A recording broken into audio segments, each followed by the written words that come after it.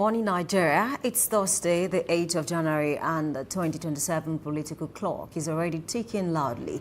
I'm Oluwayemi Adelako, and this is Daybreak Live, where ambition is interrogated and power is never taken at face value. All right, and I'm Samson Balogun. The big political signal this morning comes from the Labour Party camp. Peter Obi's 2023 running mate, Dati Baba Ahmed, has declared his intention to contest the 2027 presidential election. It's a bold move, actually, and an early one that reshapes conversations around the opposition strategy and political succession. Definitely. It raises critical questions. Is this the beginning of a new coalition, a test of internal party strength, or a statement of personal conviction in the crowded political field? And right in a moment, Yemi brings you Daybreak News, the key national and global developments shaping Nigeria's politics, economy, and public life this morning. After that, we move to newspaper headlines and analysis, reading beyond the banner headlines and unpacking the power plays behind them. Our analyst today is Afolabi, public affairs analyst. And then we move straight to the big story. For our big story this morning, we confront a recurring national debate, EFCC versus opposition. Is it anti-corruption or political tool? Is Nigeria's anti-graft war being applied evenly or selectively? And joining us for this critical conversation is Amuda Musibudi, researcher and public affairs analyst, also known as Plato, expert context, facts, and a hard look at accountability in Nigeria's political system. Well, we'll round things up this morning with Trendwatch, where the nation's loudest conversations reveal what Nigerians are really thinking at this time. Definitely. It's Thursday morning. The ambitions are clear. The questions are sharper. And this is Daybreak Live. Let's get right into it this morning. Of course, Michelle, good morning. Good morning to you. Good morning, welcome back. Yeah. There's a lot to talk about this morning, but definitely, you know, if you check what's going on around the country, one would want to ask serious questions about what the permutations are looking like and what the combinations are also looking like at this time politically. And you check the ADC, you check Labour Party, you check the APC, and even the PDP. A lot is happening. Sands are shifting, and people are beginning to look. It's beginning to take shape. Actually, this is 2026, and we are just a few months away from the general election in 2027. Well, it's still over a year, but then people will say it's months now, because judging by what people have been saying last year, nobody was really mentioning 2026, right? Like, it was never going to come. We are just going to jump straight to 2027. But now it is crystal clear that there is a 2026 somewhere, and political permutations are beginning to shape up. What exactly is going on in the camp of Labour Party? Peter Obi woke up and said, look, I'm moving to the ADC. Let me slug it out with these people and see if I can get the presidential ticket of the party. People are asking questions about certainty and uncertainty. At Labour Party, nobody really fought in for the ticket at Labour Party in the last election. They got the ticket. Dati Baba Ahmed was his vice presidential candidate, and they contested. They got so close to winning the election, according to the results released by INEC. And you know, he woke up and said, look, I'm leaving Labour Party, where I'm maybe close to being sure that I'm going to get the ticket. I'm moving to ADC, where we have a lot of big names there who are also vying to get the ticket. We'll talk about Atiku Abubakar, talk about Rotimi Amechi, and so many other people who are also nursing the ambition of becoming the president of the Federal Republic of Nigeria. So now Dati Baba Ahmed has said, look, yes, you have left. My own ambition is still there. Well, maybe he thought at a point he also wanted to be president, but because he felt at that time that he doesn't have the popularity or maybe the financial capability or the muscle to get it done, let me be a vice presidential candidate to someone, and maybe in the future I can try to do it myself. And then the opportunity has presented itself. Labour Party really has maybe a few names that can actually fight him for the ticket. I think he feels like he's really bullish about his chances of getting the ticket at Labour Party now. He says, look, let me realize my own ambition too. Okay. I think you're very spot on. And then listening to him yesterday, I'm not so surprised to say that he wants to contest. And then he also mentioned the fact that in 2019, he contested under PDP. And that was when Peter Obi was vice to Atiku. And then he even said that, you know, he can remember vividly that he mentioned to Obi that can I get your vote? And then he smiled. So according to me, he's always, wanted to contest, but then he lost the primaries, of course, to Atiku. So, and then some of the things that he said yesterday, I want us to talk about it too, because he said if he should, contest and then, of course, win the election, he's going to increase the salaries of, civil servants, by 400%, not just 100%. That means they'll be collecting 4 times what they are collecting now. And I just are asking, do you have the capacity to do that? Will that not affect inflation the more? And then he also said certain things to say, okay, I'm nobody's, no one is my boss, and I'm not stepping into the shoes of anyone. I'm not following anyone's trajectory. So a lot of obedience are saying, really, what is he trying to say? Are these not subtle jabs? I mean, I don't want to, who we might be talking about. So he's just trying to say, I'm no one's mentee. I've always had the intention to contest as president, and that's what I want to do now. So do not see this as that. So I think he might get a fraction of the supporters would be. Why do I say that? Because a lot of some obedience are not satisfied. They're angry with his move with his move to the ADC. So maybe it can get a fraction of those supporters, but never say never, because a lot of them are still not ready to decide who they want to support. So good luck to Dati Baba Ahmed, because he says they want to contest for the next election. But then I don't know how it's going to play out. Just like you mentioned, the permutations, the politics eating up, and then a lot of persons, even people from opposition party, they are saying that the APC is looking like it cannot fail at this point because of how large the party is. But I beg to differ. I mean, because the PDP was in this state before, just like we always mention. So, and there's one thing about the APC that I also want us to talk about. See, when a party is large like APC, if they are not careful, that largeness might cause some issues. Let's take Rivers State for instance. When Fubara joined the APC and became the party leader, what happens to the party leader before Fubara joined the APC? Automatically they become followers. Honestly, it's a problem. That's the party constitution. It's a problem. So, and then this will happen to some other state too. I mean, a lot of governors defected from the PDP, even from other political parties to the APC. They automatically assume responsibility. They assume responsibility for what happens to those people, who are leaders before they actually join the party. So the APC too, they have to watch their back, because I mean the party is large, but they have to be very careful and of course very strategic. Well, let me just quickly up on what you just said. I would liken politics, the game of politics, to broadcasting too. There are three things involved. Some people are loyal to the game. Maybe the show when it comes to journalism. Some people are loyal to the station. Some people are loyal to the host. So when you move, some people will go with you because they want you. They want to listen to you. They want to watch you do your thing. Some people will stay because the show is still there. And some people will stay because whether the show is still there or is not there, they want the station. So it's just like that with politics too. There are some members of the obedient that would feel like, oh, we attach this movement to the Labour Party. So we are staying with the Labour Party. And that's Baba Ahmed is definitely going to get those people. Some people, they are Peter Obi.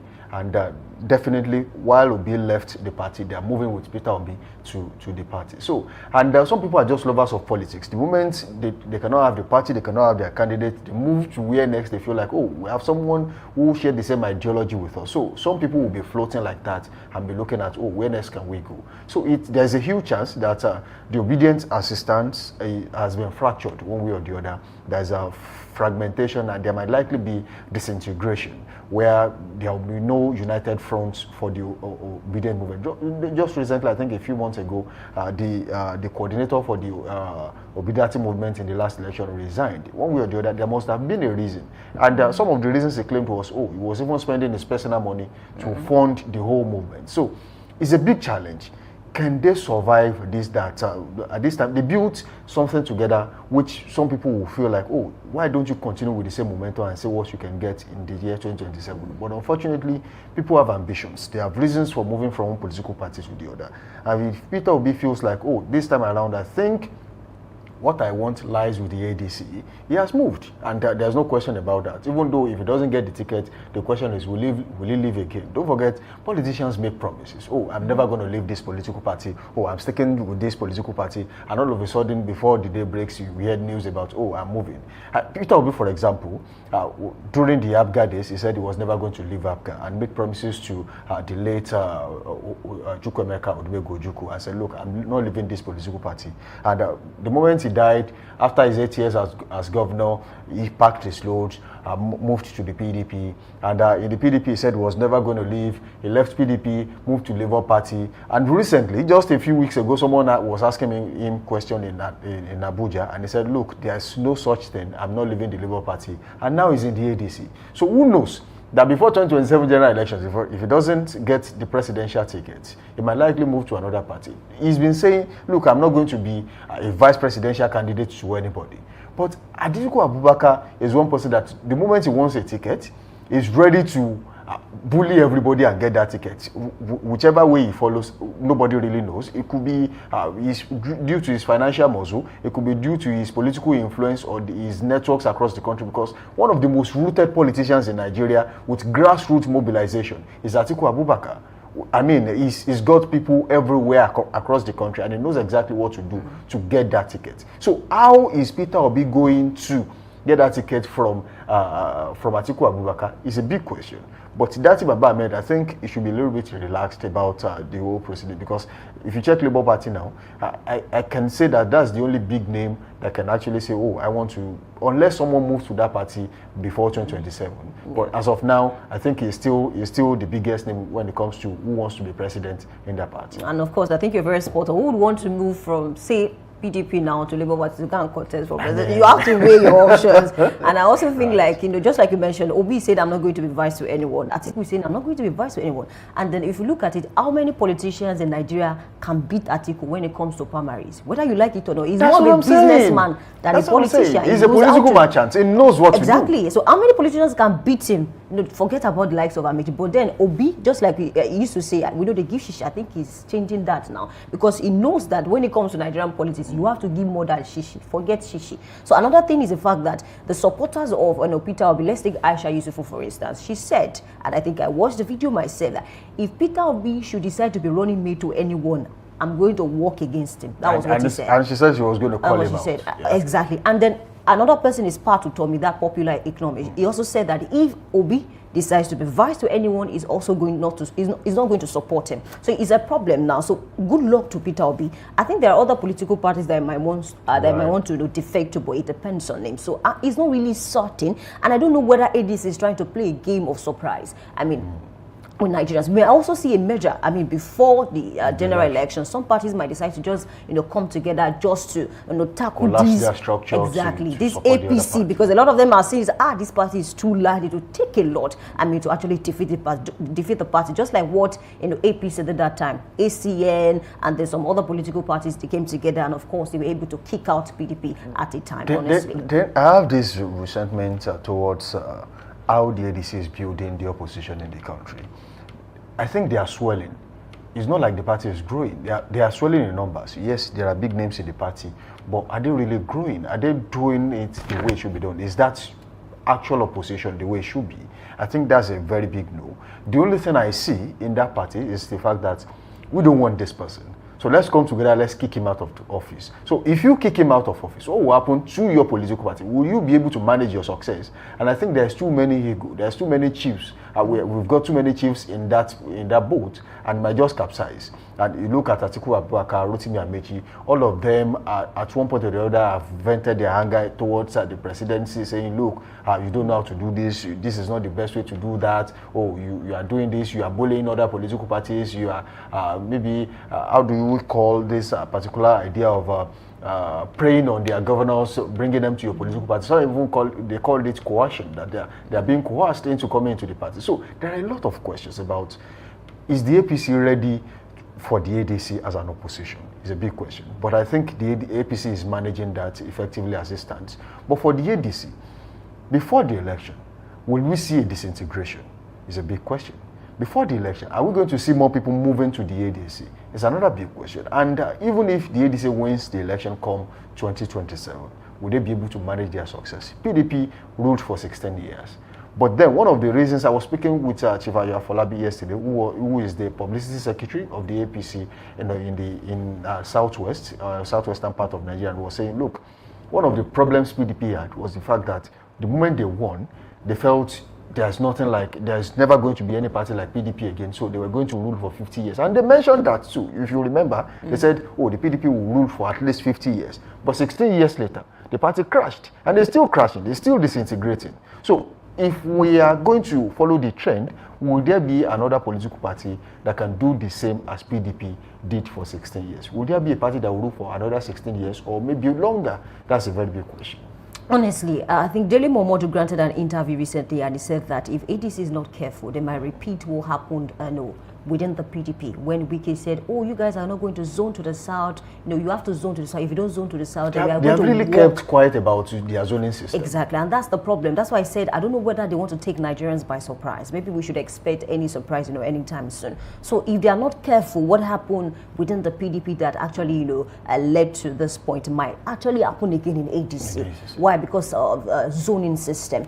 Because at that time, Wike was saying, okay, Ayu must leave. If you don't want to zone to the south, then Ayu should leave. Another person from the south should take over as the national chairman. And so now that we have a lot of persons that can actually contest under the ADC, if care is not taken, they might repeat the same mistake. Because look at the ADC, a lot of PDP members in that ADC. Obi just joined too. That's you can say that's an extension of the PDP. Honestly, because the moment you are leaving PDP, you are going to the ADC. That's what we're saying. Honestly, so if they are not careful, if they cannot let go of ego is the one thing, or let me say the most popular thing that destroy PDP. Right. Ego of some persons in that political Too many party. captains in the ship. So if they cannot let go, if some persons cannot let go of ego, they will see. I don't want to say it. Let's just let's just hope that they will work on it and of course get it right. I mean, this time around, that's the prayer of every Nigerian. Get it right, play actual opposition and put the government on their toes and at least give them a run for their money and then they can actually give the dividends of democracy to the Nigerian people. That takes us to what I report this morning, and that's a fine place to leave at that particular topic. Okay, let's start with the ancient city of Ibadan this morning, and let's check what the weather is looking like in Ibadan. Akiyele, to be precise. Weather in Ibadan this morning currently feels like 25 degrees Celsius. It is mostly cloudy in every part of Ibadan right now. Later in the morning, it will rise 4 notches to 29 degrees Celsius, partly cloudy. It will remain partly cloudy in the afternoon at 34 degrees Celsius, while it will be clear in the evening at 27 degrees Celsius at 5%, and overnight it will drop to 24 degrees Celsius, mostly cloudy at 9% in Ibadan today. Okay, let's cross over to Abeokuta, North Ogun this morning. Weather feels like 26 degrees Celsius. Later in the morning is expected to rise to 30 degrees Celsius, mostly cloudy around 2%. In the afternoon, 35 degrees Celsius, partly cloudy around 1%. And in the evening, 28 degrees Celsius, clear around 5%. And overnight, 25 degrees Celsius, mostly cloudy around 10%. That's what we have for Abeokuta North this morning. All right, moving on to Ekiti Southwest in Ekiti State this morning. Weather currently feels like 23 degrees Celsius, mostly cloudy, same as Ibadan. This morning, just a little bit changes in the Celsius. Okay, moving on.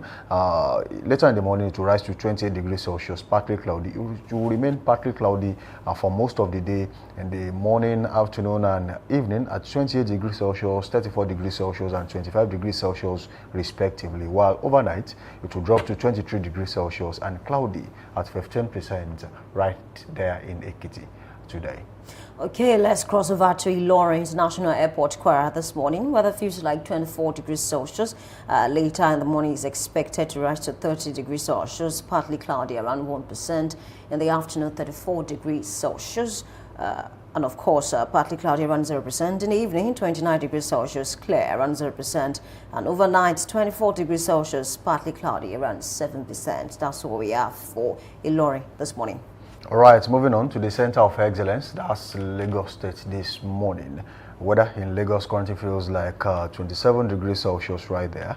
And later in the morning to rise 2 notches to 29 degrees Celsius, mostly cloudy at 14%. It will also rise to 31 degrees Celsius, partly cloudy in the afternoon at 4%, while it will be cloudy in the evening at 28 degrees Celsius at 5%, and mostly cloudy overnight at 27 degrees Celsius for 16% right there in Lagos today. Okay, let's cross over to Oshobo this morning. Sacred Grove, weather feels like 24 degrees Celsius and later is expected to rise to 29 degrees Celsius, partly cloudy around 1%. In the afternoon, 35 degrees Celsius, partly cloudy around 2%. In the evening, 27 degrees Celsius, mostly clear around 4%. And overnight, 24 degrees Celsius, cloudy around 9%. That's what we have for Oshobo this morning. All right, moving on. Let's take the last from the south this morning, and that's Port Harcourt, River State. As we speak, weather currently feels like 22 degrees Celsius in Port Harcourt, and later in the morning there will be showers at 27 degrees Celsius at 37%, and by afternoon it will rise to 29 degrees Celsius, partly cloudy at 9%. In the evening, it will drop to 23 degrees Celsius, mostly clear. It will remain mostly clear overnight at 22 degrees Celsius right there in Port Harcourt today. Okay, let's cross over to Kaduna South. Weather feels like 18 degrees Celsius this morning. Later is expected to rise to 28 degrees Celsius, mostly sunny around 0%. In the afternoon, 35 degrees Celsius, partly cloudy around 0%. In the evening, 25 degrees Celsius, mostly clear around 0% as well. Overnight, 21 degrees Celsius, clear around 0%. That's what we have for Kaduna South this morning. All right, leaving Kaduna, moving straight to Kano this morning, Kano Municipal. In Kano today, weather is currently partly cloudy at 17 degrees Celsius. And later in the morning, it will be a sharp rise to 26 degrees Celsius, partly cloudy. It will remain partly cloudy in the afternoon at 34 degrees Celsius, around 0%, just like in the morning. And it will be mostly clear in the evening at 24 degrees Celsius. And of course, drop to 19 degrees Celsius overnight. Mostly clear right there in Kano today. Okay, let's take a look at ABJ, Federal Capital Territory this morning. Weather feels like 23 degrees Celsius and later is expected to rise to 30 degrees Celsius, partly cloudy around 0%. In the afternoon, 36 degrees Celsius, mostly cloudy around 0%. And in the evening, 27 degrees Celsius, partly cloudy around 0%. Overnight, 25 degrees Celsius, clear around 0%. That's what we have for ABJ this morning. Just a slight difference from ABJ to Niger State this morning. Weather in Suleja, Niger State, currently feels like 22 degrees Celsius, just a degree to that of Abuja. And later in the morning to rise to 30 degrees Celsius, just like Abuja, to being partly cloudy right there at 0%. And by afternoon, it will be mostly cloudy at 36 degrees Celsius and drop to 28 degrees Celsius in the evening, partly cloudy at 0%. And it will be clear overnight at 25 degrees Celsius right there in Suleja, Niger State today. And that's the last we'll take on weather report this morning. We say thank you for linking up with us on this show. Do well to watch us live on our website, www.dominion.org.ng, dominion.org.ng. You can also link up with us on Facebook, Instagram, TikTok at Dominion Broadcast, and on X at Dominion Cast. Let's go on a quick break, and when we return, we take the news. We'll be back.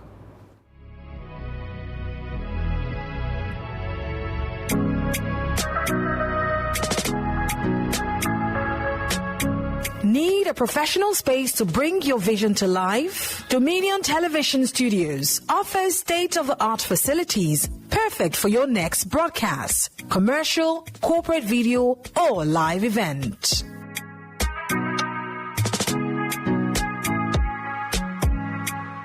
With flexible rental options, cutting-edge equipment, and a supportive team, we provide the perfect environment for high-quality productions. Unleash your creativity. For bookings, email us at marketing@dominion.org.ng. Call us on 0705 506 1061 or 0916 101 1061. Check us out on Instagram, Facebook, LinkedIn, and TikTok at Dominion Broadcast and on X at Dominion Cast. Book your space today. Dominion Television, your channel of choice.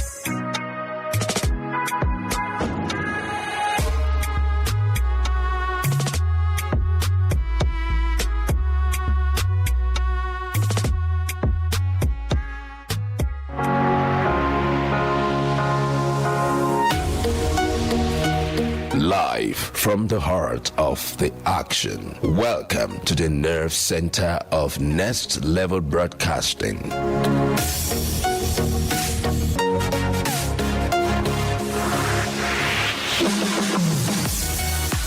This is the OB van, where the studio meets the street. Equipped with cutting-edge cameras, crystal clear audio, real-time switching, and broadcast control, we don't just capture moments, we deliver the experience live. Anywhere, anytime, from stadiums to red carpets, breaking news to buzzing festivals, weddings, birthdays, and all sorts of ceremonies. We bring the world to your screen in real time. It's not just a van, it's a complete mobile production house, a command center, a broadcast beast. This is more than a broadcast. This is the OB van difference. Live, loud, limitless.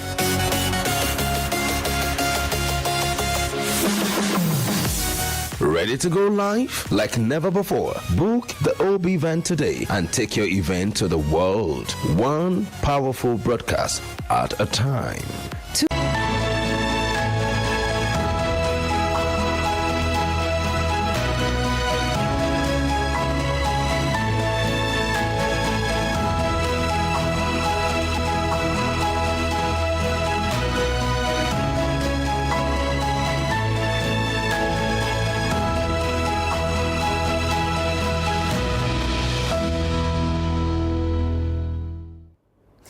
Good morning. This is Daybreak News on Dominion Television. I'm Oluwayemi Adelakun.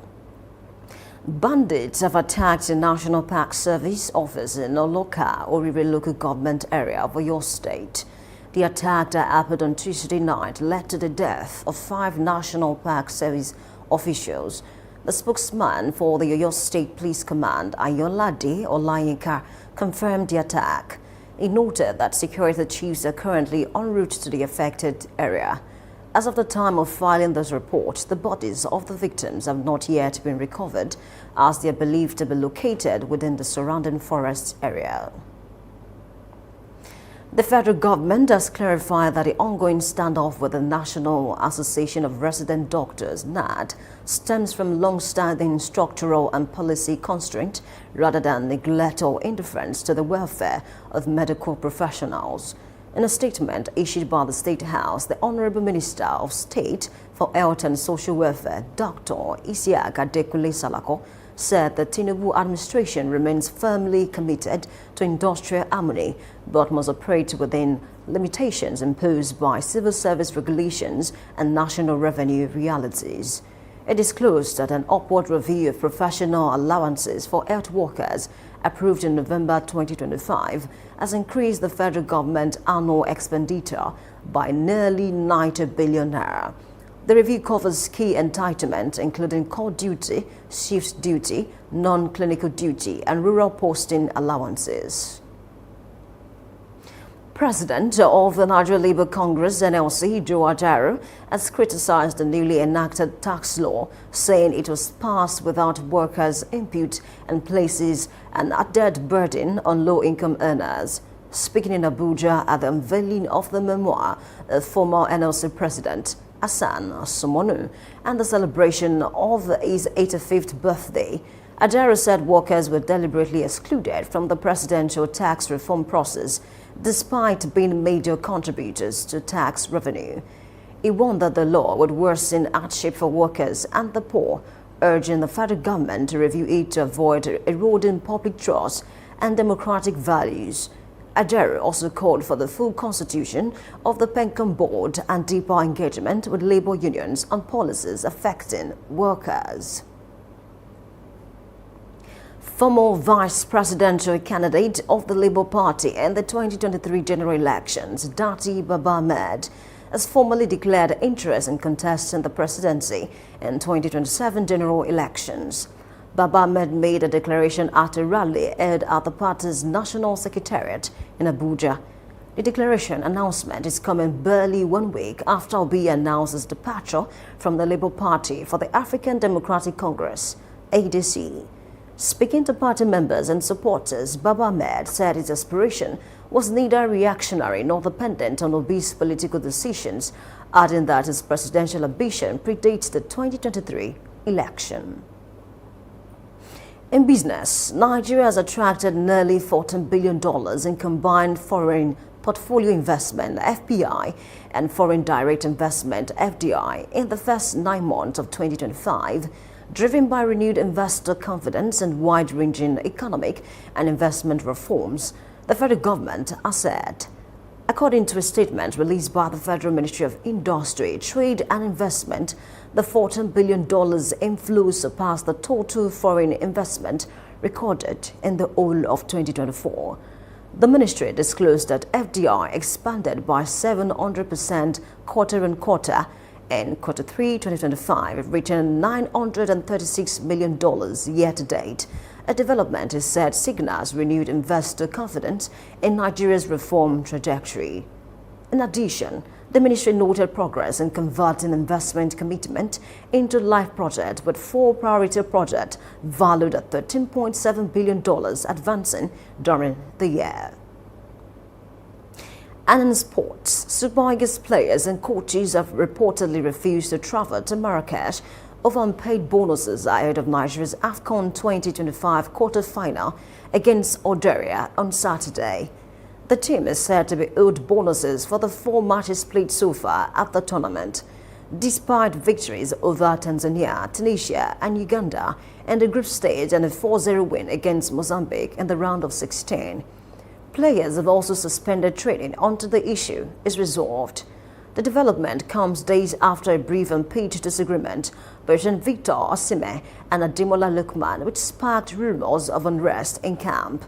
However, officials dismissed the claims, with Wilfred Ndidi confirming the matter was resolved internally.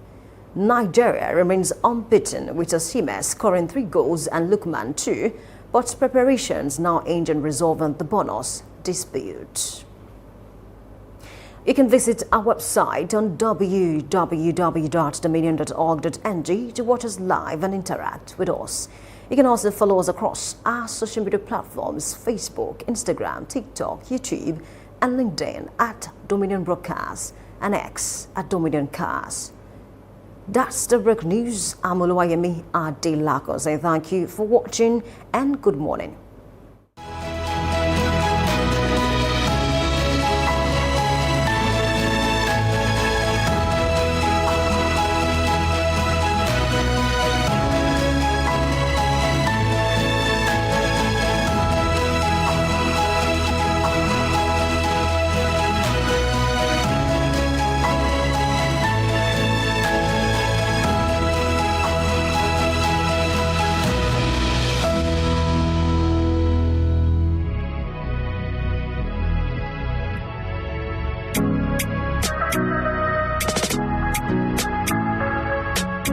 Need a professional space to bring your vision to life? Dominion Television Studios offers state-of-the-art facilities perfect for your next broadcast, commercial, corporate video, or live event.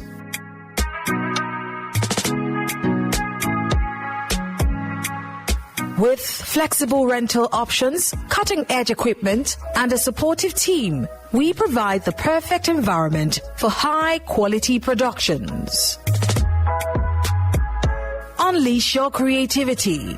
For bookings, email us at marketing@dominion.org.ng. Call us on 0705 506 1061 or 0916 101 1061. Check us out on Instagram, Facebook, LinkedIn, and TikTok at Dominion Broadcast and on X at Dominion Cast. Book your space today. Dominion Television, your channel of choice.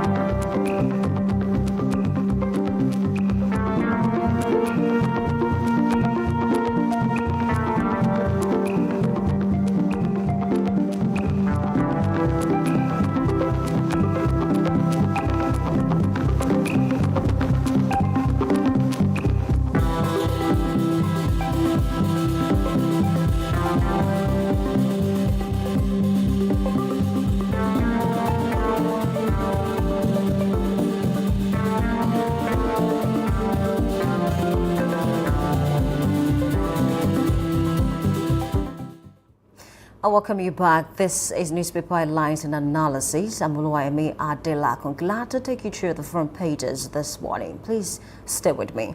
Let's start now with Nigerian Tribune. I have the banner headline that says, Bandits attack Oyo National Park, kill 5 forest guards. And that headline asks us writers, and marking the course for calm, says cross-border bandit bind attack. CP deploys security teams in community. I think it's a very sad one, the fact that this attack happened, and of course it's been confirmed by the Oyo State government. And then I heard that a lot of persons died, even bodies have been recovered from, I think, the nearest forest. It's a sad one. I want to believe that Oyo State government is on this particular one to avoid, certain cases like this happening again. Away from that headline, I also have this one that says, Court orders interim forfeiture of 57 properties linked to Malami. That's the former AGF.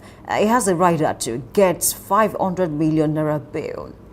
Honestly, when I read the story, I discovered that, talking about the properties, we have houses, we have universities, we have companies, industries, what have you, that have been seized and of course given to the federal government as we speak until they are done with the case.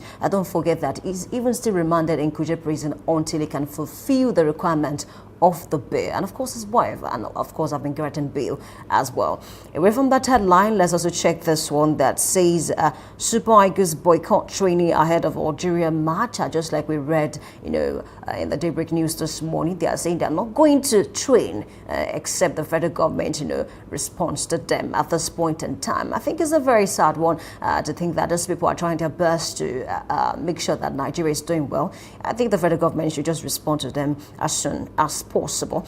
Away from that headline, I also have this one that says 5 farmers killed in Benue. When are we going to come to the end of these killings and attacks across the country? It's a sad one.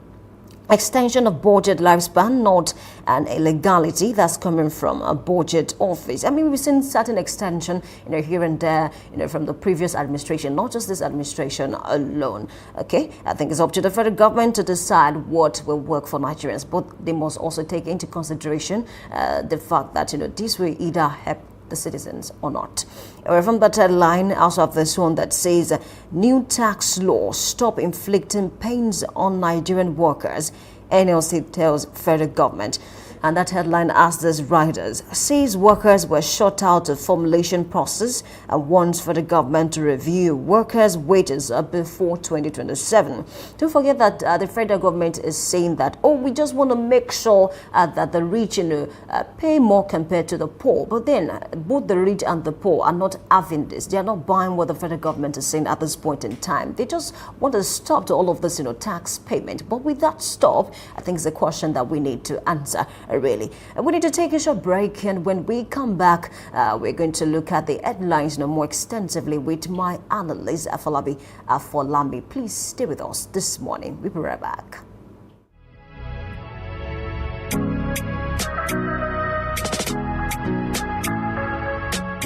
Need a professional space to bring your vision to life? Dominion Television Studios offers state-of-the-art facilities perfect for your next broadcast, commercial, corporate video, or live event.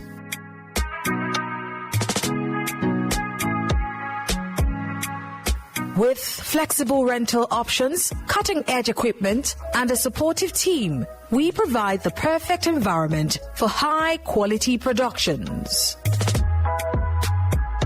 Unleash your creativity.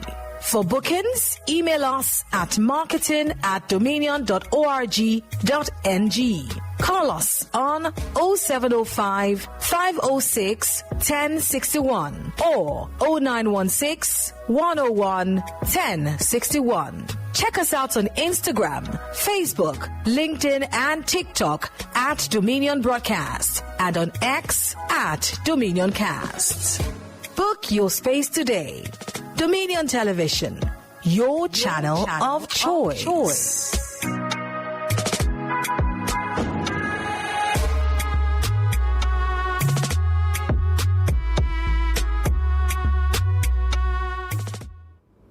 I welcome you back. Thank you for staying with us this morning. I have with me in the studio Afolabi, a public affairs analyst. Good morning and happy new year. Good morning, my sister. And how are you doing? I'm very well, thank you. Thank you for having me. Okay, let's start out with this headline on Nigerian Tribune that says a bandits attack Oyo National Park, kill 5 forest guards. And Nigerians are asking, especially people of Oyo State, we need to be very careful now that the attacks, are getting to certain areas in Oyo State. What do you make of all of this, really? Well, I want to just, it's an alert that the guys are here. Okay. And the government need to brace up their security outfits.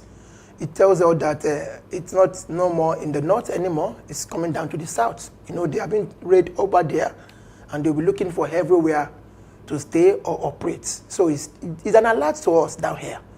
And the southwest region of security programs that was put up, I want to believe we should start seeing the effect right now. We should start seeing. When I got the news yesterday, it struck my heart to tell us that, are we safe? Don't we need to increase the level of our security?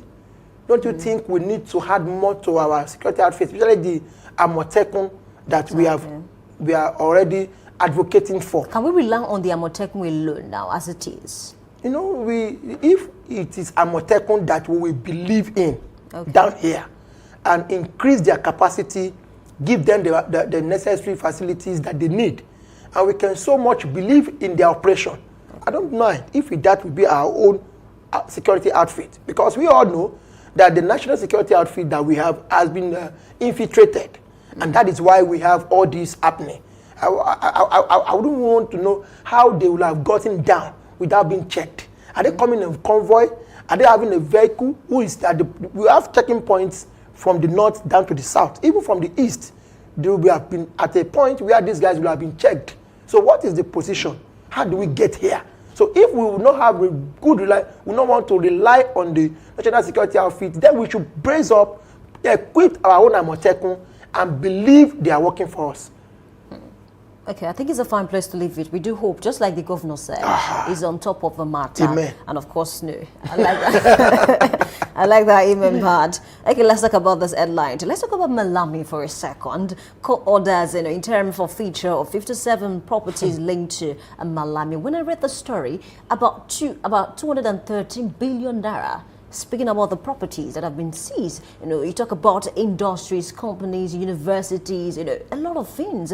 What will you make of it, aside from the fact that some opposition members are trying to say that, the APC is trying to witch hunt, some of these politicians that are not part of the APC, but all of these properties acquired. What do you make of it? That tells you how our leaders behave when they get in power, and that tells you how much they cherish their followers, especially the citizens. Malami wouldn't have been anybody if he have not been to that position. He wouldn't have been able to acquire all this wealth just like that, freely like that, if it has been somebody who is diligently working in his own capacity to cater for his family and do his own contribution to the economy. He wouldn't have such kind of go to records and trace the records of those who are diligently working for our country, who are businessmen and women that we know. But I mean, son is also, there are some factories, companies that are traced to his own son. As young as the guy is, billions of naira, cotton companies, hotels, best hotels in the north. And that tells you how our people cherish their followers. It is in the north that you will see all these people coming up, but you will see abject poverty in the face of their citizen. And I'm not surprised. I'm not surprised. Even in the past, we've had people who, after leaving the office, the FCC go after them. A lot of things have been discovered, and nothing will be done after all. Especially when the person is not in the ruling party. It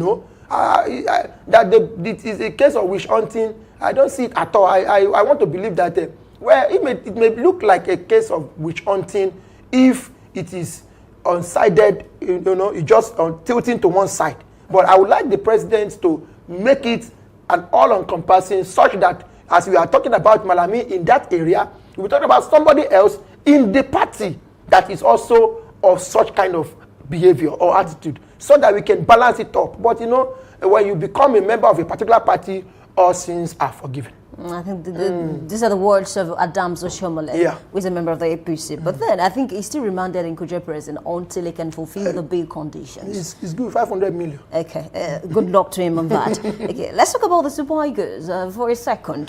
Super Eagles boycott training ahead of Algeria match. They've been doing so well. I think there was a bit of, I don't want to call it a fracas now. It's not even a fisticuff that happened between Lukman and of course an Osimhen. So some Nigerians are even saying, okay, now we can connect the dots. Maybe they are angry because they've not collected what they're supposed to collect, or maybe that just happened initially. But then, why is it that the federal government has not settled them up to now? I don't know why we have this kind of attitude in our own country, where people are due to some things and they are denied. Not only denied, but you do it in their face, you deny them. You look to their face and look at them as, what can you do? Don't worry, keep working, we will pay you. It doesn't work that way in other countries. And that is why we've not been able to have a stable team ever since we've been playing. And, we always have a kind of players that, in the days of Rashidi Yekini, they suffered the same thing. In the days of big guys who have worked, Emenike, all of these guys in those 94, 96, 98 team, where are they? How have they been taken care of?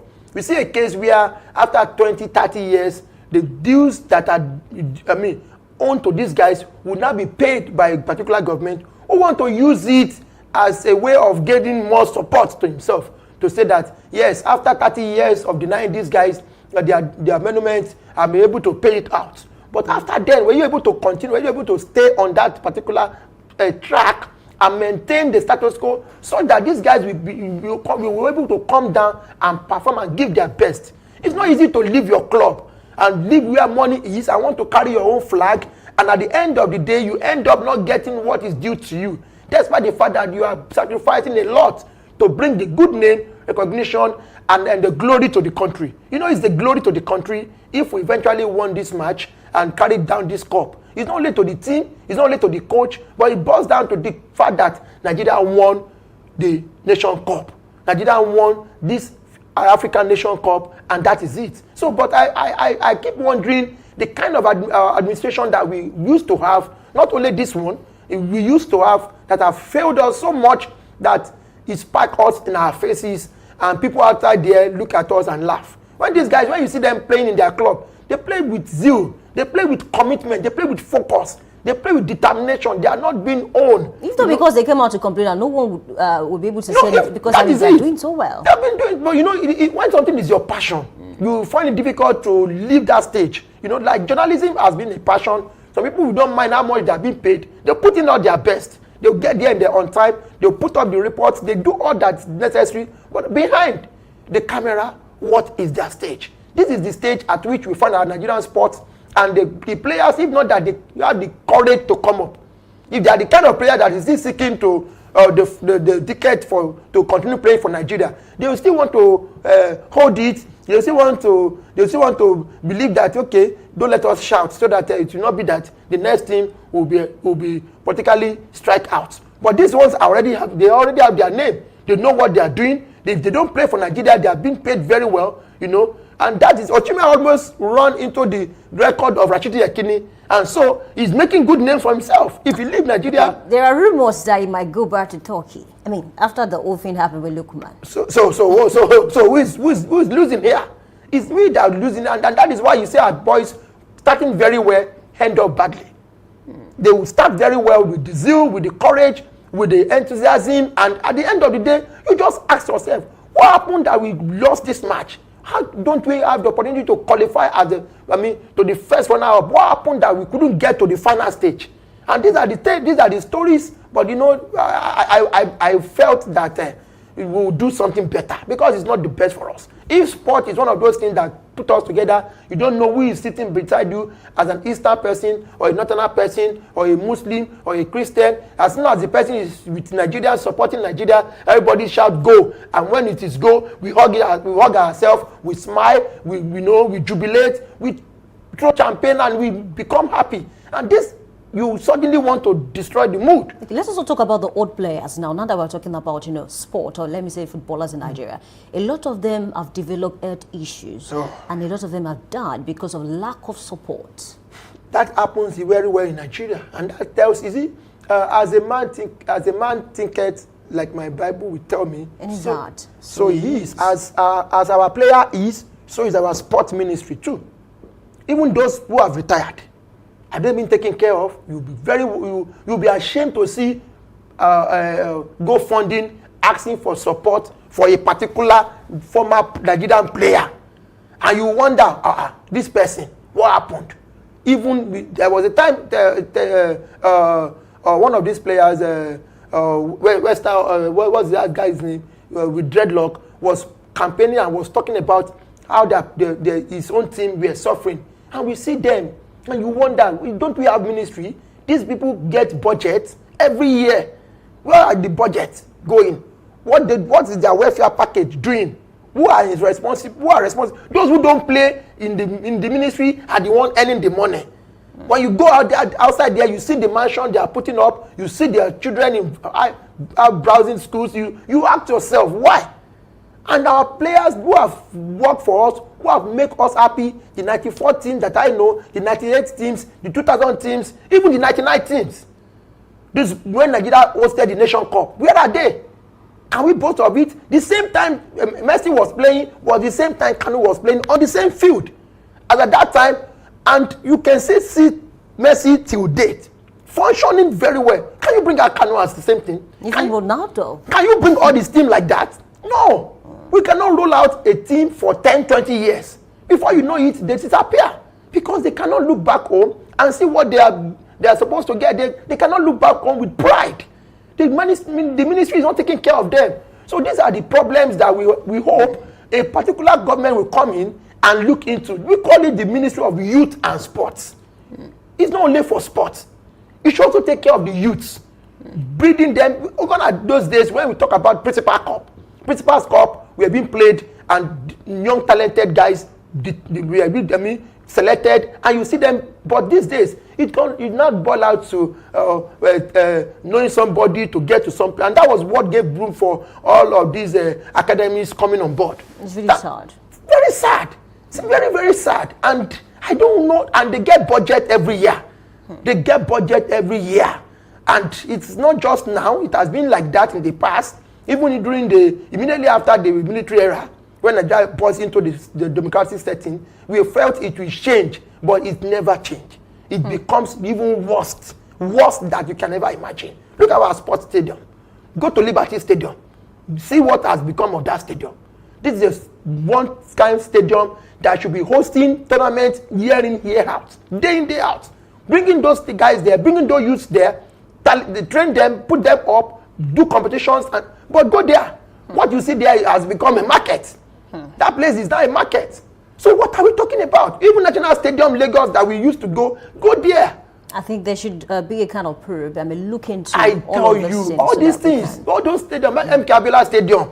We know the time they hosted programs and all these stadiums. It is when they want to host program, they budget money, huge amount of money, and you see feasting, overnight feasting, putting some things. That was the time they put some chairs there, and after the program, all these things disappeared.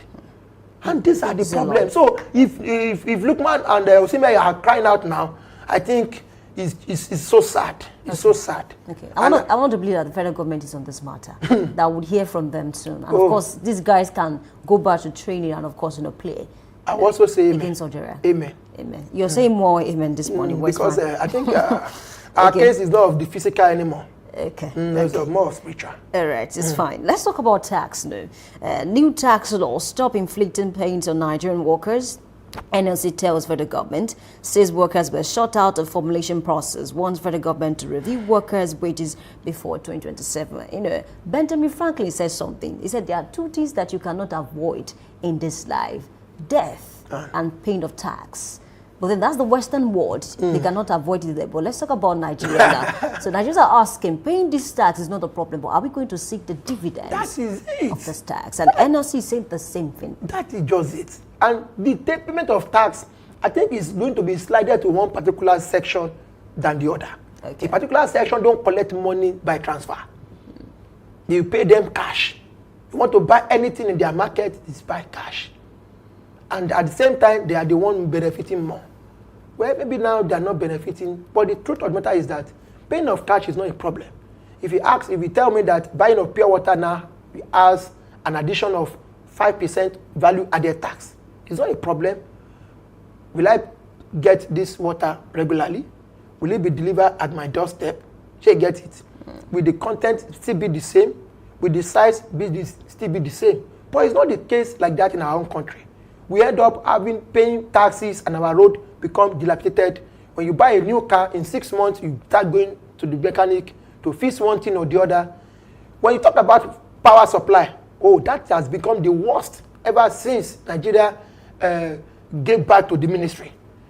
Even when we talked about having somebody from our own region here to be the minister, and even from Oyo State. I think Oyo State is rated one of the worst states that is not enjoying power supply in Nigeria. My own area, it's been so long. I don't want to say 2 months, 3 months. And the Minister of Power? Yes, and it's from my state. It's from the state. Yeah. And that is why you see many generators coming in, because they are also the ones dealing in this importation of generators. They are also the ones dealing in the importation of solar panels, because they know that companies and private homes now want to run their homes on panels, on solar lights. But then the defense of the Minister of Power and the ministry as a whole is that, the national grid, the reason why it keeps collapsing is because it's old. Old. And no money has been budgeted for it. During the Buhari era, and during the Jonathan era, I know they budgeted money for it. Jonathan personally went there, and even because there was a particular Hausa man that was security there, brought out the man,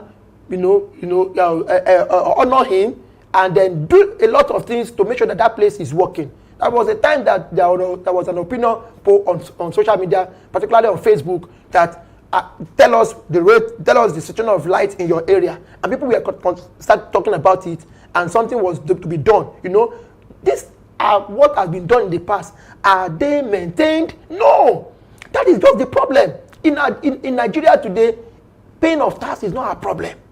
Are we getting it? Have we gone to our secondary schools, government owned? Have you been there before? Have you been to our hospitals? How close is the hospital to your area? Can you talk about the primary school? I still have some primary school, even here in Ibadan. You're very close there. You see their roof. You'll be wondering who is coming here to read, to study. Even if they have one UBE, Universal Basic Education building, two, and another, the rest, we are. If the child is coming out from the news class and coming out and seeing the old one, and they are always there like that, what are you talking about? What are you sending? What is the message? So these are the problems. The unity schools, how are they taken care of? What has it been of their dormitory? What is going on in their hostels? These are the problems we are facing about. It's not paying of tax. People want to pay tax. I want to pay tax if what my tax will be working for will be dividend to me. But some people are not paying the tax and they are the one enjoying most. And that is where you are having problem. So if you I'm going to pay tax and you're going to calculate your tax on my salary, please increase it. Give me some dividends. Salary right now, 80,000 naira, cannot pay a house rent in Ibadan. I don't want to go to Lagos. You cannot get a room here in Ibadan for 80,000 naira for a year. A room here. Except you want to go to interior Oyo State. Maybe the Igboho, the Okeogun end. And that is just it. What about the food? What about the market? Can anybody go to market with 80,000 naira and take care of 4 kids? A family of 6? Yeah, speaking of salary now, NLC is saying that federal government should review workers' wages before 2027. Oh. No, that is part of the card they will be putting before the presidency that will be contesting. It has always been like that. They will put it up before 2027. But right now, the salary and wages taking care of people right now. It's only for the politicians and for the extreme rich who are siphoned our money to become extremely rich. Like the likes of Malami, 500 million is not money to him. For somebody who has cut away all that wealth within the short period of time he has been in power, 8 years. So that is why our politicians die or fight so much to get to where they are going. It has become a struggle. It becomes do or die. It's because even if you will need to say anything, it will be after he has left the office. It will be after, it's like somebody said, you cannot do anything to me, I am under immunity. Well, then I think I watched an interview where a member of the EFCC said, yes, as a sitting governor, or sitting president, you have immunity. But that does not mean that, if your name should come up in a certain investigation, you cannot be called. How many of them have been called? How many of them have you seen that have been called and have attended the call? How many? Ever since. We've had cases, we have sitting governors, we are traced. We don't want to start naming name here because many of them are still in court. But the truth of the matter, me and you know that some people has been traced to some fraud investigation in Nigeria as a sitting governor or some bigger crime, and nothing is done. Yaya Bello is still working free, and somebody said that the investigation until it is concluded is not guilty. He's not guilty. That was what Can you imagine that? Said. He's not guilty. So these are the things that give many other politicians opportunity that even if you will be called, 8 years is enough for you to amass the kind of wealth that will take care of your entire family in the next 100 years. Okay, I think it's a fine place to leave it. I don't know whether the NS will be able to I doubt it. Handle this case by ensuring that the government will increase the salaries of people against 2027. When they increase the salary, they also increase the price. That's another problem. Increase the tax. That's another problem. So salary is not worth there. It is a problem. I don't know. I mean, good luck to Nigerians. I must say Nigerian in terms of this, paying of tax. I think it's a fine place to leave it this morning. A big thanks to you. Thank you very much for having me. For joining this conversation. And a big thanks to the audience too for joining us. Well, we need to take a short break, and when we come back, we move on to Big Story. Please stay with us. My name is Oluwayemi Adelako.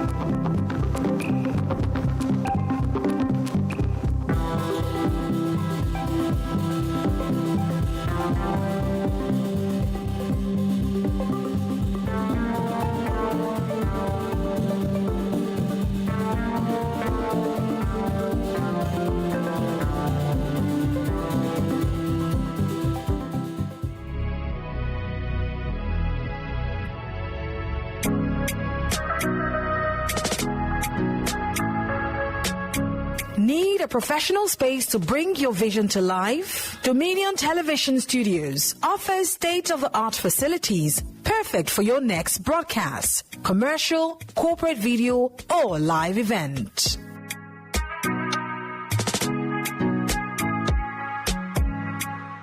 With flexible rental options, cutting-edge equipment, and a supportive team, we provide the perfect environment for high-quality productions. Unleash your creativity.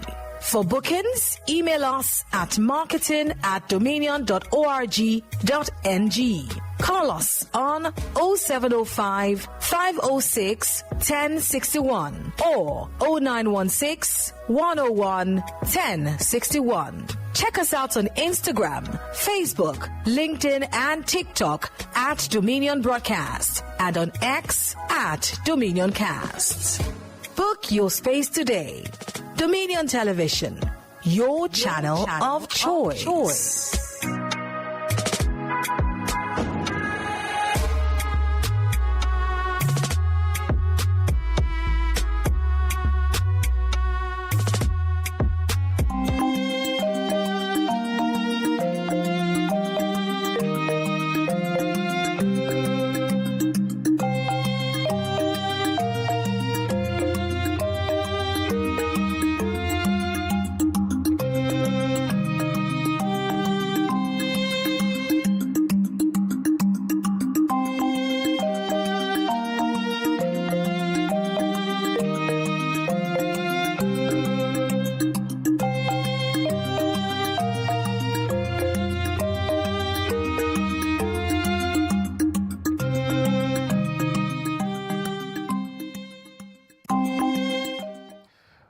Good morning and welcome to the Big Story on Daybreak Live, where we interrogate the issues shaping governance, power and public trust in Nigeria.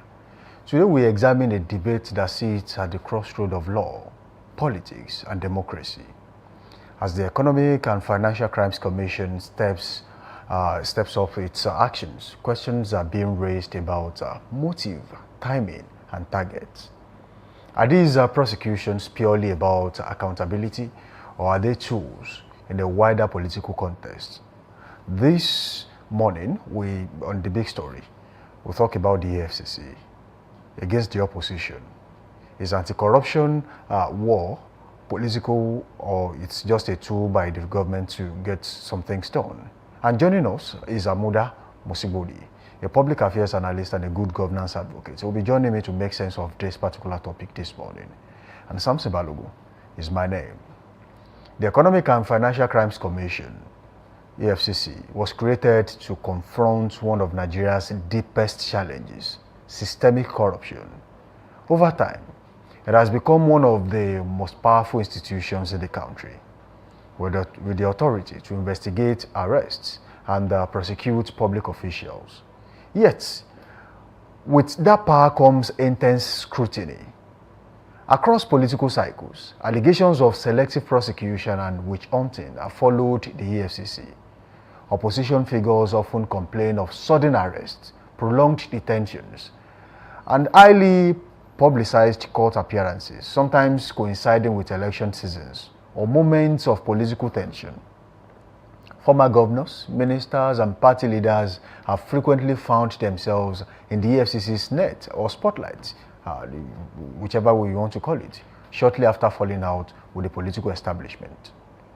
Adding to public suspicion are cases where politicians facing corruption allegations defect to the ruling party, only for investigations to slow down or stop, charges to be reviewed, or files to go cold, while the EFCC insists that evidence, not politics, guides its actions. The optics have continued to raise eyebrows. Courts have also at various times cautioned against media trials and procedural excesses, underscoring concerns about due process and the presumption of innocence. Yet, defenders of the agency argue that corruption networks are sophisticated, legal delays are inevitable, and political actors often hide behind claims of prosecution to evade justice. This brings us to a critical national dilemma. How does Nigeria sustain a credible anti-corruption fight without allowing it to be perceived or used as a political weapon?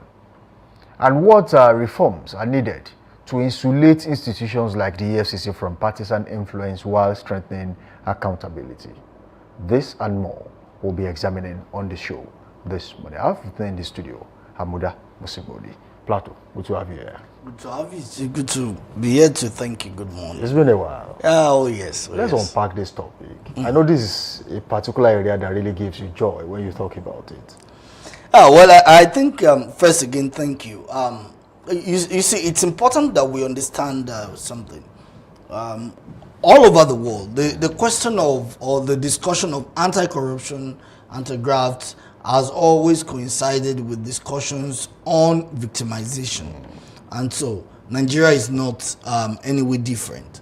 Where there is a fight against corruption, it is possible, because even corruption itself is a form of victimization.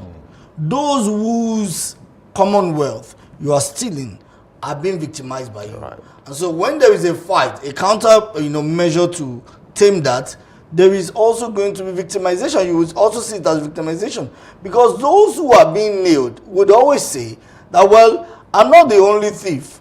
There are other thieves. But again, this is what I tell people, that if in a case that 3 thieves, went to rob a house, and 3 thieves went to a house, and eventually one of them happens to be the son of the police chief of the community, the 2 others are not, and then you pick these 2 others who are not, and you leave that son of the police chief. And you leave the son of the police chief. Does the selectiveness invalidate the arrest of the other 2 thieves? Does that make them less of a thief? No, it doesn't. You see, the truth is, many times there will be some motivating factors, some undercurrents that determine how the drive against our anti-graft will go. And sometimes you may not be able to take away politics from it. We saw how when Trump came on board, he granted pardon to those who were convicted in the Capitol Hill invasion. Okay, so it's something you see across boards. However unjustified it may be, it is something we see. But again, it does not mean that those who have been fingered are less guilty. The problem I see here is a function of the lack of legitimacy of our institutions. We know that our courts have been seen as, being ripped and, a reflection of the executive. Our institutions, the EFCC, ICPC, and any other anti-graft institution you want to talk about, is like an appendage of the executive. So it creates a problem of legitimacy when they carry out certain actions. Because a situation where the president, for instance, is the one that appoints the EFCC chair or the ICPC chair, there is no way, just as we have also complained about the appointment of the INEC chair or even the police IG. What should have been done instead? I think the process of appointing an EFCC chair should be left to the CSOs. Let civil society organizations, just as we have also said for INEC, these are institutions that are very important. And in the light of that, they must not be left to the whims and caprices of politicians who, knowing full well who they are, would always want to use them for their own, sentiments and for their own, pecuniary interests. So it's better we allow CSOs who are in charge of corruption. For instance, we have organizations like, transparency organizations like, budgets. Transparency International is there. Amnesty International is there. There are other CSOs like SERAP and others. Now, these CSOs can always be the one to say, okay, there is a vacancy. Any Nigerian who is applying should apply. The government can just nominate persons on that board who will now screen the names. And it will be open. Whoever is going to be appointed will be appointed on merit. Okay. Now, look at the case of the current INEC chair, for instance, Amokbuton. Wonderful man, great CV. However, regardless of the greatness of his CV, the fact that he's appointed by the president creates a blight already. Okay, now let's go towards this angle. At what point does aggressive anti-corruption war, begin to raise what you would call legitimate concerns about political bias? Well, there is no point at which it will not raise concerns about political bias, because politicians have a way of always loving to whip up sentiments. Now, let me say this. Democracy is essentially government by the minority, but foisted on the majority to think it is theirs. That's the way I define democracy. It is government by the minority, but foisted. Because why do you, if I think it was Samir Amir, a Ghanaian, political philosopher, who said that he calls it political fraud, the democratic fraud. That when you say democracy, you say democracy is governed by the majority. Which majority? The majority that they only have a narrative that is pushed to them, they buy into it and they think it's their own. Whoever is contesting today, only a few people decided, oh, don't you think you should contest? They are the ones that will decide, and then they will sell the narrative, which will be bought, by others. Now, so in the light of that, these guys, these politicians understand that there is no way bias or sentiments will not be whipped up in politics. So even where they have become corrupt, they already understand the system. You see, when people understand the system, it is always easy to try to bypass or circumvent the system in that regard. They understand the system that, okay, all you need to do is whip up sentiments. You remember that in this country, somebody said he jumped from, in fact, in this country, how many times have you seen a lot of people who are facing corruption charges come to court, okay, with neck supports? How many times have you seen them come to court with crutches? The same crutches they were never using when they were raping. Some faint in court. The late Olisa Metu comes to mind. So, there are a lot of instances like this that you can point to, telling you of how these people have studied the system so well that they keep rearching the same game pattern. Just bring a different script. So but they would always bring in political bias as, oh, we are being victimized. Let me give you an example. Look at what is happening to Malami at the moment. The ADC say, no, it's political bias. But have we asked ourselves a fundamental question? Did Mr. Malami handle their Abacha loads with all sense of fairness, sincerity, and professional competence? How did Mr. Malami amass the wealth that he was able to amass with the building of that palatial structure in Kebbi State within 8 years? Oh, was it the hand of God? Or it is the blessings of God? So these are fundamental questions that we should ask. So, but politicians know that because the system itself is faulty, they would always whip up bias. They find the loophole. Unfortunately, and interestingly too, if the system were to be one where legitimacy is not the problem, it will be difficult for them to whip up this. Okay. And case studies are what you see in countries like China, for instance. When a person is facing corruption charges, there's almost a difficulty for you to say that, oh, this person is being victimized.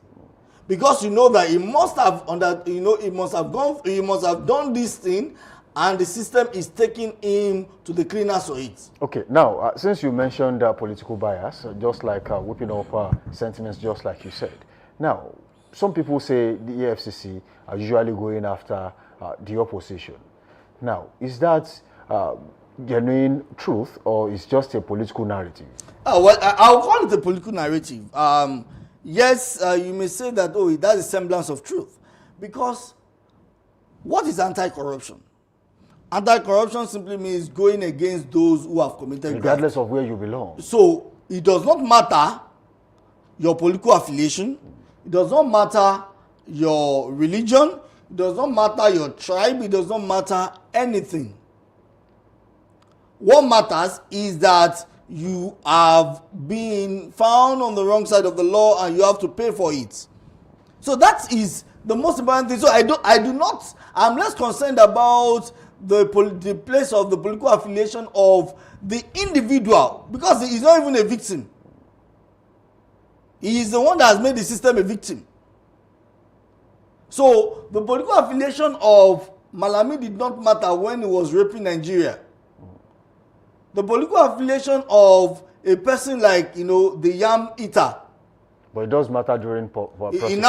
It matters during prosecution. That takes us to former Minister of Labour, Chris Ngige. Mm-hmm. He is currently a member of the APC. For a large part of December, he was in prison.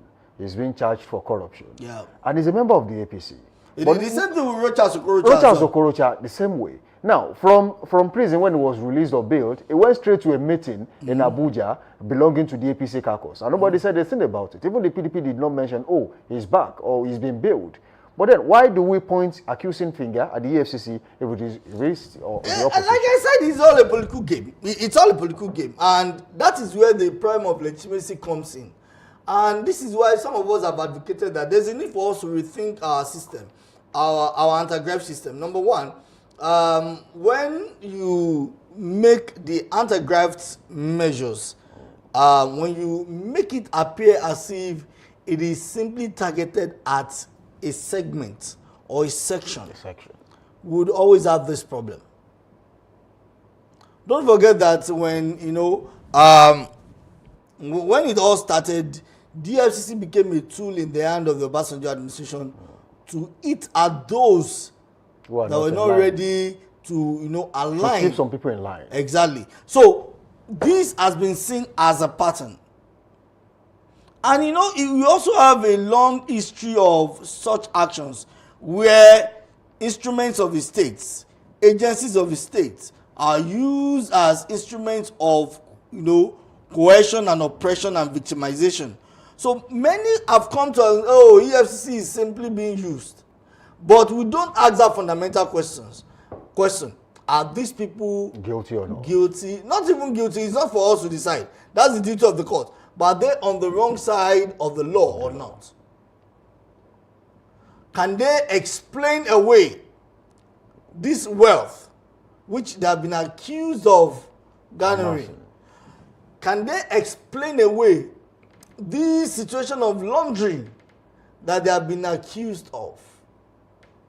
If they cannot, how then do we, make a case for them? How damaging is this perception? Even though the FCC have made claims that they are following the scripts just as it is in the Nigerian Constitution. So these claims of it's a prosecution of a segment of the elite. It has political undercurrent or the likes. How damaging is this perception to the EFCC and the future of the body? Oh, well, it's quite damaging, in all fairness. It's quite damaging because it's redounds on the credibility of that institution. And that's why, to a large extent globally, our institutions are not taken seriously. Because they are seen as, these institutions are they're just an appendage of the executive, they are pursuing matters. And it becomes worse given the fact that you also see situations, and some of us have said this, from the legalistic angle of it. We see situations where the FCC is arraigning someone on a 10-count charge, 15-count charge, 20-count charge. Is that not a waste of time? Most of these are being they get away with it. Now, I give the example of the UK. In the UK criminal system, two things are the driving positions of, even what we call the police acts in the UK. For you to prosecute a person, two things. Number one is the convictability ratio. Okay. What is the possibility that this person will be convicted if prosecuted? Number two is the public interest ratio. What would be the interest, what would be the public interest that the prosecution of this person will generate? These two things must have been examined behind and that is why most times less than 5% of criminal prosecutions in the UK, it is only in less than 5% cases that you see the accused walking away. Except they do a plea bargain. Because the police would have done its duty. That's one. Two is that in the UK, when it comes to corruption charges, the onus of proof is moved away from the usual, maximum of affirmati, non negante incubi probatio. That is, the onus of proof is on he who affirms and not on he who denies.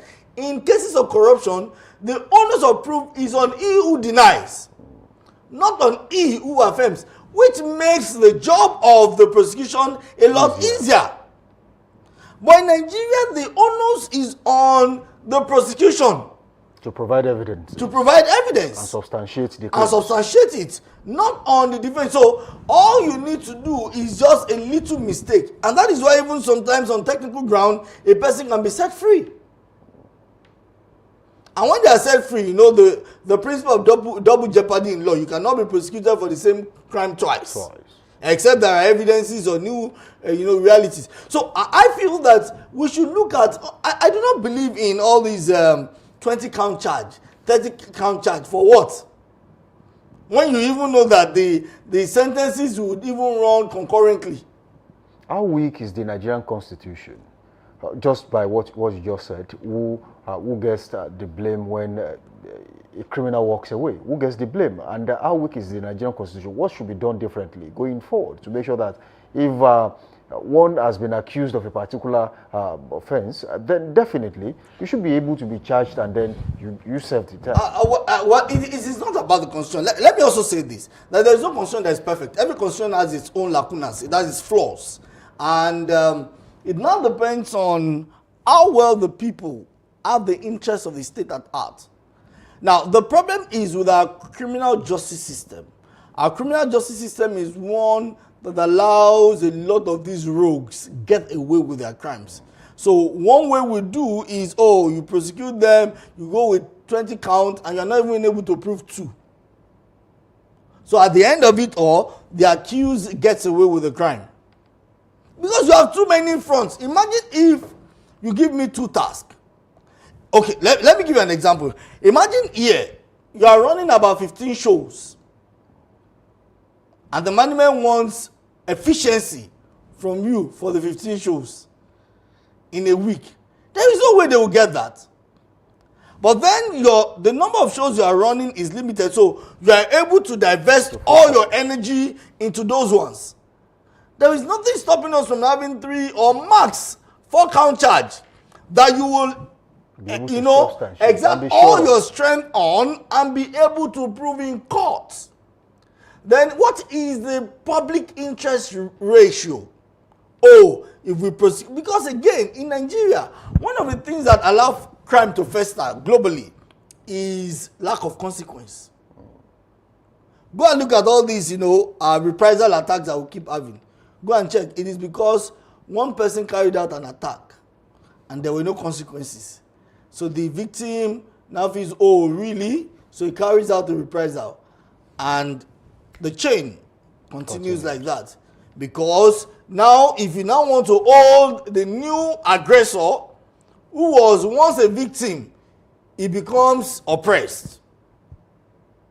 Because you fail to hold the old aggressor, who is now a victim, responsible for what he did. So when we do not have that situation of ensuring consequences, that there are consequences to action, why do you think people steal in Nigeria? So when there are no consequences to action, it makes it a lot easier. And let me also say this: this is a theory I've been proposing for the past 5 years. It is a waste of the state's resources to sentence any politician who has been found guilty of graft to prison. You know why? We will use the state resources to feed that person, even though they don't feed there. We will use the state resources to also take care of his well-being after he has stolen us dry. Instead of us doing that, what is he doing to pay back? Because this person has stolen the nation. So my proposition is, for instance, if the governor of Oyo State, for instance, is accused of graft and has been sentenced by courts, why not take him to Burial Market to clean the market in broad daylight while people are working? You just take him along with some other prisoners, to clean the market, to rub the market, let people see him. You see, one thing about naming and shaming is that in Africa, it goes a long way. So if you are the son of that governor and you are saying, talking anyhow to your friends, they'll say, is it not your father that is cleaning the market?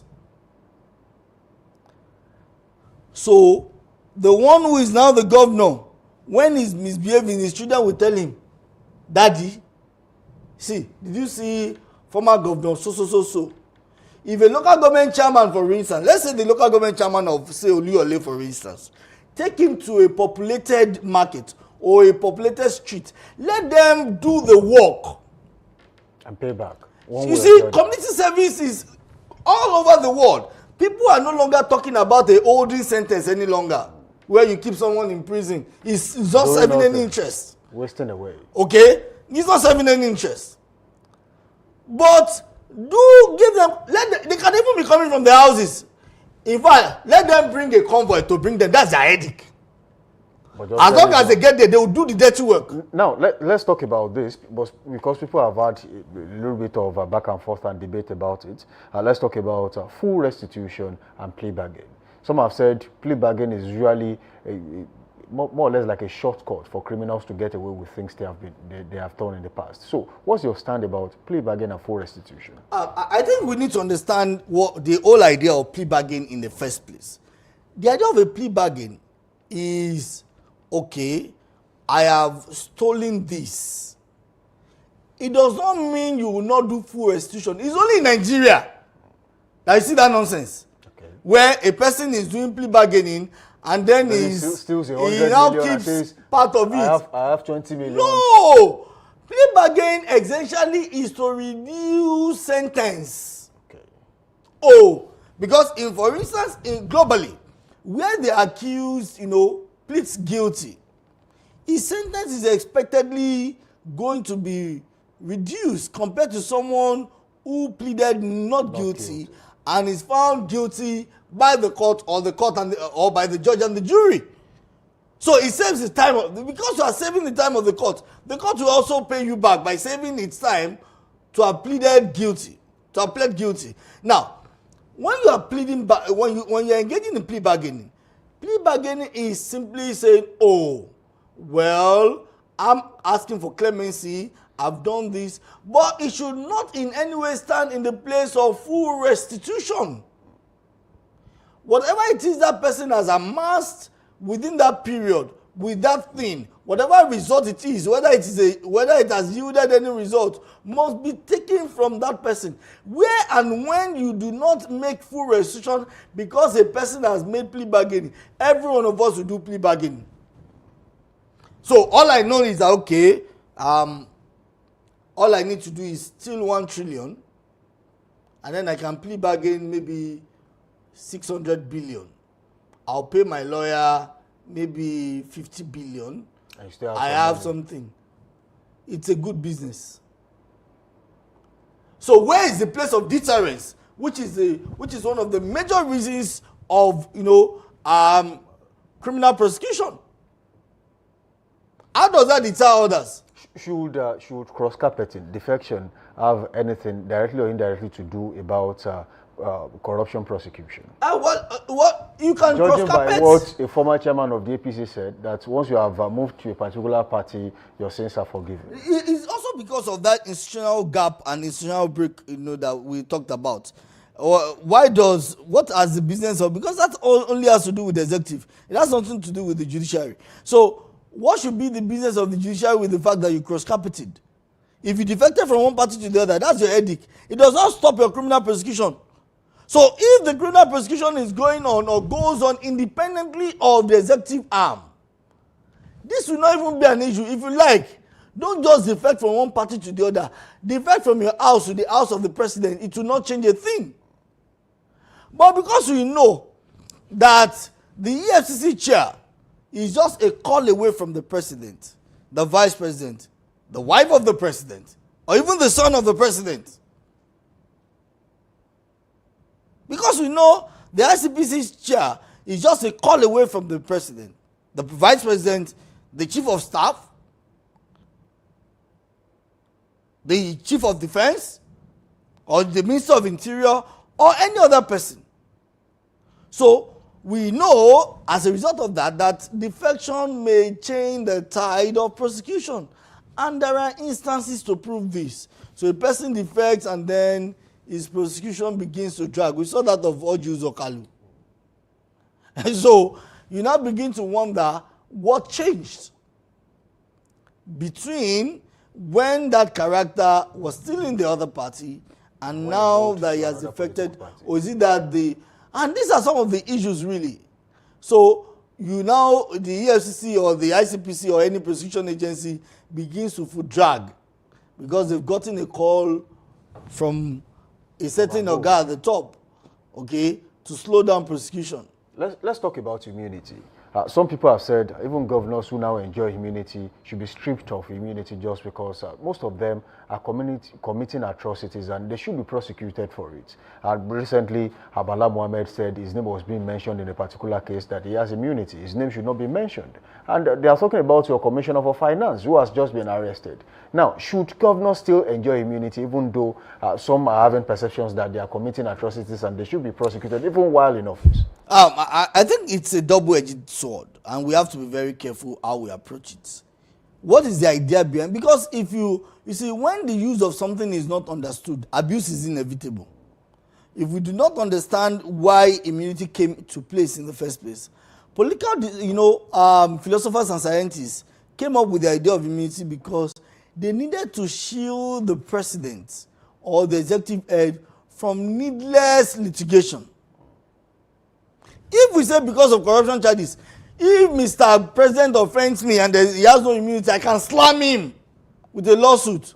How do you expect a man who is supposed to focus on governance, okay, focus when he has a litany of, litigations here and there that he has to deal with? So that is the idea behind immunity, is to protect them and allow them concentrate. You see, these offenses are not statute barred. In other words, they do not have a time lag within which they can be prosecuted. They're not statute barred. So as long as he's done with his term, he cannot serve them for life. Interestingly, it's only members of the executive that we have only executive immunity. Legislative immunity, if they go to the Senate, does not apply to that. It only applies to whatever happens on the floor of the House. So they can be prosecuted if the system is working. Now, people have said, can the EFCC actually function, even when so many people have the perception that most of the times they are sponsored prosecutions? The EFCC can function if and only if it is allowed to exist on its own. If and only if the leadership of the EFCC is not left at the whims and caprices of the president. If and only if the EFCC is not made an appendage of the executive. If and only if the EFCC is given a fresh breath to be treated as an agency, an institution that exists solely for the interests of the state and whose chairman is answerable to the National Assembly. Not the Senate President. Is answerable to the National Assembly on critical matters and not the President. That is the only time that the EFCC can function effectively, efficiently, and gracefully. Lastly, before we go, is the EFCC under pressure to secure conventions? Every agency is always... That obviously has led to a little bit of, just like you said earlier, there are errors. Sometimes you see 15 count charges and eventually none of them will stick. I think it's because of the anomaly of our system. I do not feel it is pressure. I think it's just an erroneous, where you feel that, okay, I've seen cases where a person is slammed with a 27 count charge. 27 count charge for what now? And you think you'll be able, you waste the time of the court to prove all of those counts. Okay? And eventually, the court may just convict on maybe one or two, or even dismiss all. So why not bring the two strongest? Most times, what they always do is, maybe because of restitution, they want to label some properties that have been fingered, and so you can simply say, my lord, there are other issues, okay, and attach them to the main counts. Instead of having these so many counts that, the prosecution will find it almost impossible, if not difficult, to prove. All right, thank you, Amuda Musibudi, for joining us on the show this morning. You're most welcome. It has been an eye-opening session with you. We'd also bring you some other time to discuss politics and definitely issues that borders on Nigeria's development. You're always welcome. Thank you. All right, the war against corruption cannot succeed on power alone. It must be anchored on fairness, transparency, and public confidence. When justice appears uneven, institutions weaken, and democracy suffers. As Nigerians demand accountability from leaders across party lines, the challenge remains clear, ensuring that anti-corruption agencies serve the law, not political interest. That's our big story on Daybreak Live today. EFCC against opposition.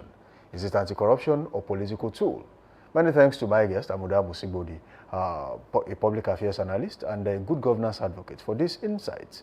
The conversation continues because credibility of our democracy depends on it. Thank you for joining us. Up next is Trend Watch.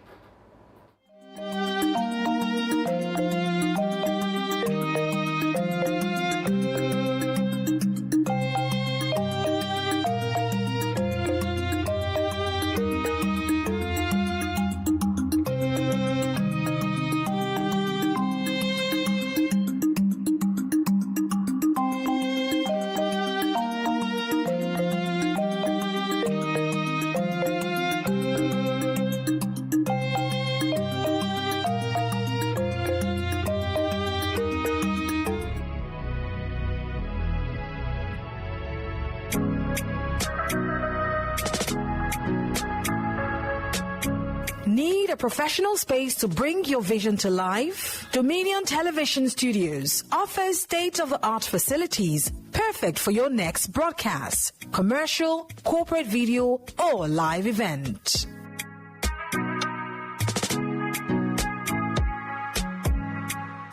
With flexible rental options, cutting-edge equipment, and a supportive team, we provide the perfect environment for high-quality productions.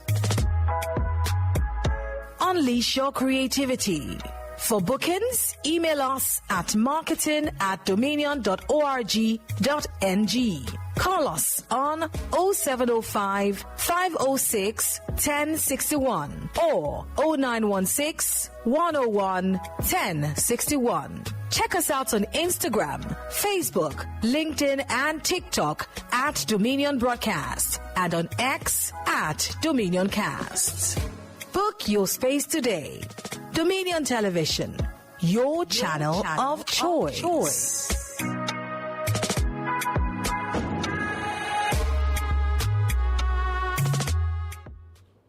All right, to welcome you back. This is still Daybreak Live on Dominion Television, and it's time for Trend Watch. I'm glad to be back on set with Samson. Well done. Wow. That was a very interesting conversation. Honestly, it has been an eye-opening one with definitely. He always comes with some bars. Definitely. You can put it that way. And I was hearing a bit of Latin at some point. I'm like, yeah, we are in for it. Okay, there's this interesting topic out there, and that topic actually brings us to something someone said recently. I said, in Nigeria, are we allergic to development? Are we allergic to new innovations? Because the comment on this particular one would make you want to feel like, what exactly is going on? Okay, Nigeria gets its first unmanned 24 hours fuel stations.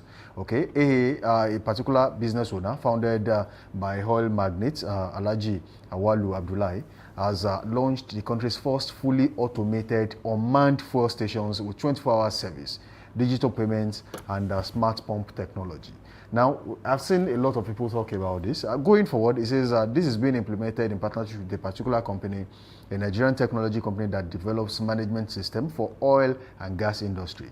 Okay, the agreement with them is to deploy its automated station technology across these filling stations, more than 200 retail outlets all over Nigeria.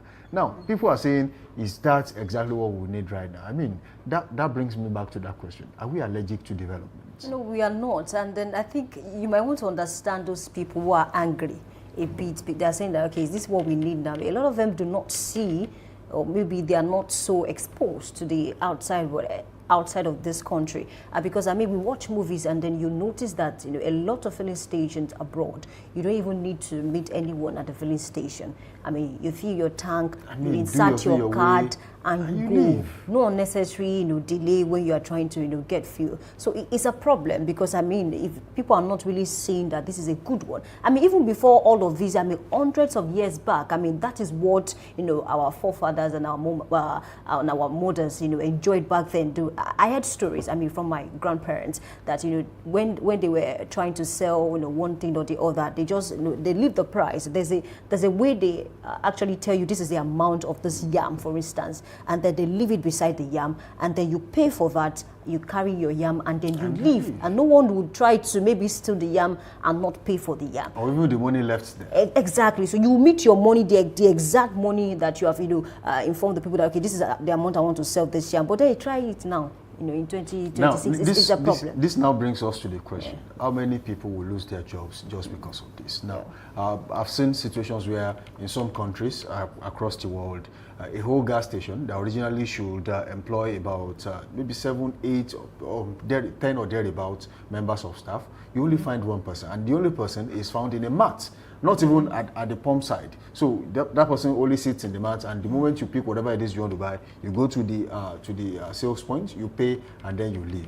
So your gas does not concern you. Buy your gas, pay with your card, and then you go. Now, if 200 of these gas stations is built or maybe renovated across the country, what is the faith of people who are originally meant to work in these places? Okay, that's another problem. So I don't think there's nothing in this life that will have advantages and not have disadvantages. So let's take a look at the disadvantage that you just mentioned. A lot of persons you might might be willing to work there, might not be able to work there because, I mean, Rano is partnering with Petrosoft, a tech firm, and of course they'll be managing everything that concerns all of these things. So a lot of persons, might not get jobs, I mean, because of this, but then let's look at the other side of this whole thing. And because a lot of Nigerians, let's leave Nigeria, Ibadan as we speak now, a lot of drivers and even people who own personal cars, they complain about the meter of some filling station in this Ibadan. Now, they will tell you, you are seeing it too, but you discover that this thing is not really, what I should get. So with this development now, you get the volume of fuel that you pay for. That reminds me of, you are in a vehicle and you realize the fact that there's a filling station, there's no one there, and then you see them go to a filling station where there's a lot of queue, and they will be there. Yeah, because they know that their meter is good.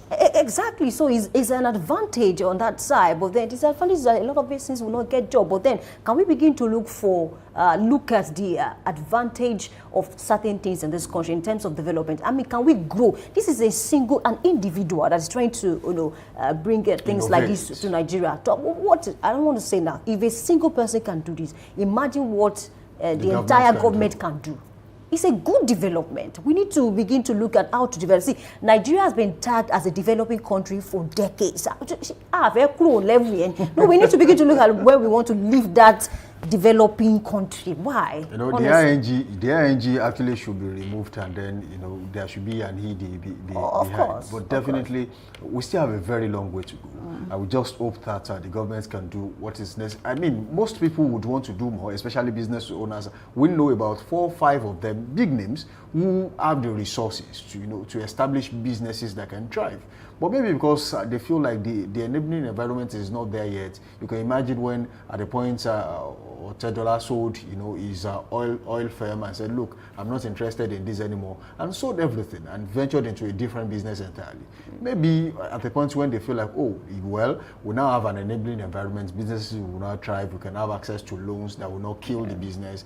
Probably we'll see more of this man, Rano, coming into the fray and say, look, let's invest our monies in the country, because we know some of them have businesses outside the country and they manage it quite well. We can do the same in Nigeria. Let's replicate what we do abroad in the country. Maybe development will come. It's a good signal to the government, because Rano is not the first person that will do this. We have some individual persons that establish universities in this country and is working perfectly fine compared to federal universities. It's a good one, honestly. Well, that's a convenient point to leave it on this show this morning. So thank you for linking up with us on the show so far. It has been a wonderful session, right? Do not forget that your choice matters. And of course, definitely, when you are going about your daily life, you have to make the right choices. Samson Balogun is my name. Until tomorrow, we shall be meeting again on Daybreak Live Extra. I say keep being good, keep being safe out there. Bye for now. All right, thank you for being a part of the show this morning. Do not forget that you need to be intentional about your goals. My name is Oluwayemi Adelap. I'm saying good morning.